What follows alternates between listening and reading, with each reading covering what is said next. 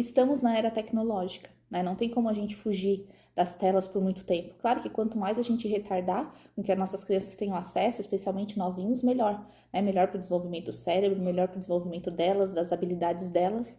Mas a gente está numa realidade que telas que fazem parte da nossa realidade, né? Tanto na nossa vida como pais, como mães, às vezes no nosso trabalho, às vezes na casa da avó, na casa do colega, na própria escola. Então isso faz parte da realidade dessa geração que está nascendo nessa era tecnológica. Mas será que a tela é de todo vilão? Né? Ou será que existe conteúdos que a gente pode escolher que sejam menos prejudiciais para o cérebro e desenvolvimento dessa criança, desse adolescente? Então é sobre isso que eu quero falar com vocês hoje nesse vídeo. Primeiramente, deixa eu me apresentar. Para quem não me conhece, eu sou Camila, sou mãe do Anjinho Benjamin, do Lourenço e do Miguel.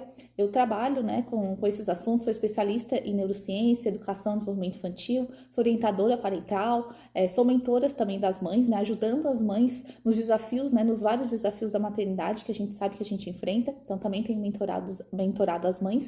E aqui no meu canal eu trago conteúdo sobre maternidade, trago reflexões, falo muito sobre educar com consciência, né? A gente ampliar a nossa consciência sobre vários assuntos e falo também de rotina, de organização, então tudo isso e muito mais. Se você gosta, já se inscreve aqui no meu canal, depois já monitora os outros vídeos que tem aqui, porque são conteúdos que fizeram, né, e fazem a diferença na minha maternidade e que eu tô trazendo para que alcance ainda mais mães. E voltando agora sobre o assunto do vídeo, né, como que a gente pode escolher as telas de uma forma que seja menos prejudicial ao cérebro e desenvolvimento dessa criança?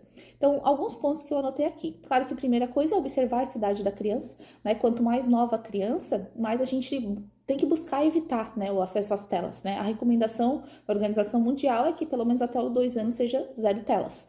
Mas a gente sabe também que a realidade, né, tem seus desafios, né? Muitas vezes a gente precisa contar com as telas como uma forma de ajuda no dia a dia, que às vezes a gente tem que trabalhar, tem que dar conta da casa, tem que dar conta de várias demandas que a gente tem, né? E às vezes eu falo assim, muito mais vale, às vezes um tempo, né, com intencionalidade, conteúdo, escolhendo o conteúdo certo, e uma mãe mais calma e tranquila, do que uma mãe que busca ser sempre 0 telas, mas vive estressada, vive explodindo com os filhos, vive sem tempo para ela, não consegue ter alguns minutos para ela de autocuidado, não consegue descansar. Então, esse estresse da mãe ou do pai, ou do ambiente, vai ser muito mais prejudicial para o cérebro dessa criança do que, às vezes, algum tempinho de tela.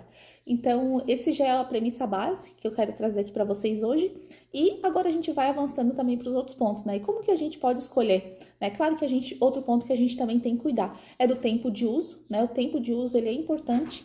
Então, evitar excesso de telas, né? E na Organização Mundial também tem essa estimativa, né? De quanto mais ou menos de tela é indicado, né? Para cada faixa etária. Então, até 2 anos 0 telas, depois 1 hora, depois vai aumentando um pouquinho. Então, isso a gente vai vendo na nossa realidade, né? E claro que se a gente puder, quanto menos deixar, melhor, né? Mas respeitando também as suas necessidades, a sua individualidade, o seu momento, né? E achando também outras alternativas, né? Porque o problema é que hoje a gente às vezes acaba colocando tudo nas telas. Então, a criança não tá se alimentando direito, vai para frente da tela para comer melhor. A criança não tá sabendo lidar com as suas emoções, tá ali passando por uma crise de explosão emocional, então põe na tela que dela se acalma rápido. Então, esses usos, isso é muito prejudicial para o desenvolvimento da criança, porque ela não tá aprendendo a se relacionar com o alimento, ela não tá aprendendo a se relacionar com as suas emoções.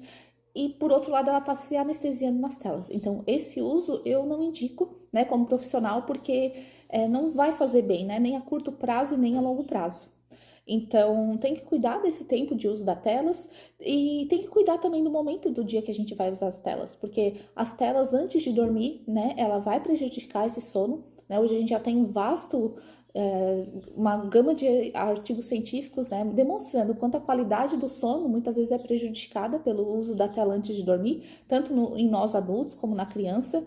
Então, muitas vezes a criança vai dormir, né? A gente vai dormir, só que a qualidade do nosso sono não vai ser a melhor. Muitas vezes aqueles conteúdos que a gente foi vendo vai passando na nossa mente novamente, a gente vai sonhando com aquilo vai interromper os ciclos do nosso sono.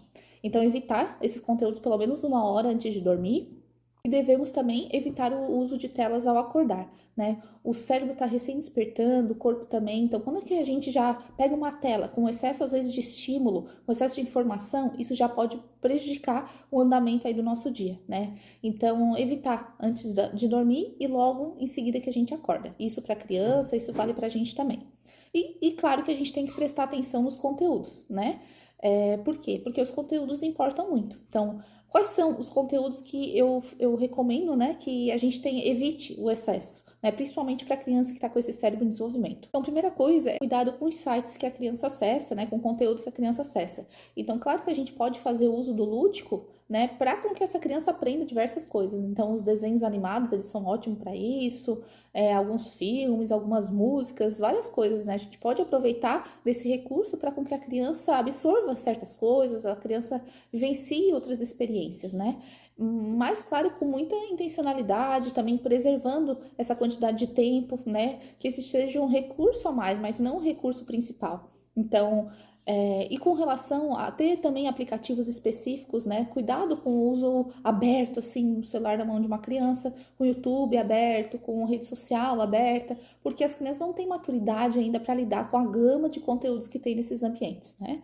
E de pessoas, né? A gente não sabe quem está atrás da tela, a gente vê cada vez coisas horrorosas acontecendo, né? Então a gente precisa ter muito cuidado com os sites que acessa, com os aplicativos que acessa e também com os conteúdos. Né? E com relação ao controle, eu sempre falo assim, a gente não vai conseguir controlar tudo, né? Só que em vez de aumentar essa necessidade de controle, é muito melhor a gente aumentar a nossa conexão com o nosso filho, a nossa confiança, um relacionamento de confiança, de diálogo, sabe, de conversa, de conexão, porque isso sim vai fazer com que mesmo quando às vezes apareça alguma coisa e tudo mais, a criança vai nos reportar, ela vai mostrar pra gente, ela vai conversar sobre aquilo, ou ela vai, até mesmo um pouco maior, ela já vai sair daquilo. Então é muito mais importante do que essa necessidade de, vou botar aplicativo para controlar, vou botar isso, vou botar aquilo, é a gente aumentar a nossa relação de confiança com a criança, né? Que ela tenha esse espaço de diálogo aberto, que a gente também possa conversar sobre certos conteúdos, sobre o que é importante, o que não é, o que faz mal e o que não faz, né? Esse é o que eu acredito. Conteúdos com publicidade demais, que induzem muito ao consumismo, também a gente tem que ter muito cuidado, né? Toda a vida com propaganda, que a criança precisa daquilo, precisa daquela outra, tudo mais. Esses conteúdos que trazem, né, muito anúncio, muita coisa, a gente precisa ter cuidado também. Certo, Camila, e agora? Como que eu posso escolher, né? Quais são os conteúdos mais indicados que às vezes vão trazer menos prejuízo, né, para o desenvolvimento da criança?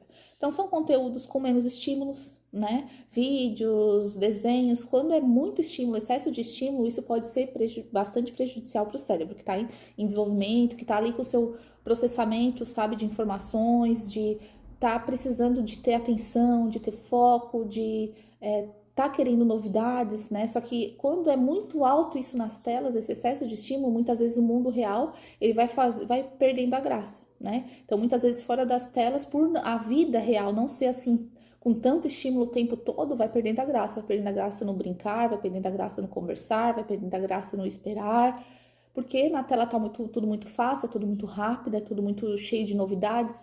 Então, quanto menos a gente puder escolher conteúdos com menos estímulo, cuidado com o excesso de recompensas, né? Porque a vida real ela não tem tanta recompensa assim. Então, se você dá um jogo pro seu adolescente, pro seu filho novinho, que é toda a vida recompensa, isso vai ser altamente motivador, vai desregular muitas vezes o processo de dopamina dele.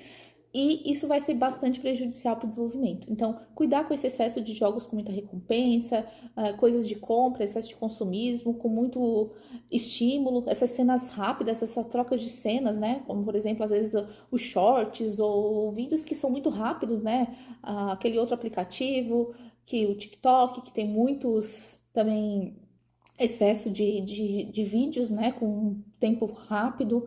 Então, isso dali é muito prejudicial para o nosso cérebro, para o cérebro da criança em desenvolvimento, é bem pior.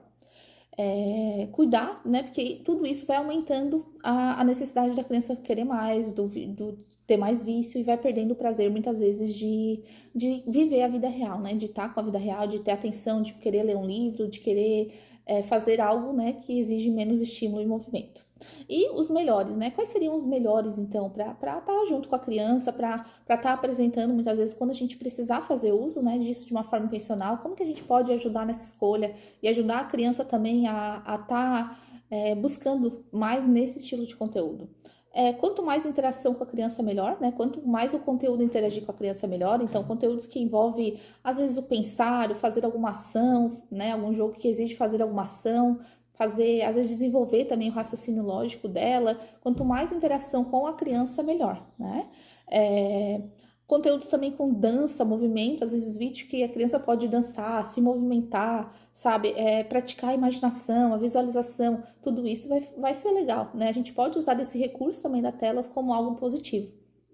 Se for acompanhado de um adulto, às vezes também é melhor, que daí a criança já pode aproveitar para interagir, pode aproveitar para se conectar com o adulto, jogar com o adulto, ou conversar mesmo, né? Aumentar também esse momento de conexão, ver um filme. Então, é uma forma positiva também da gente usar as telas.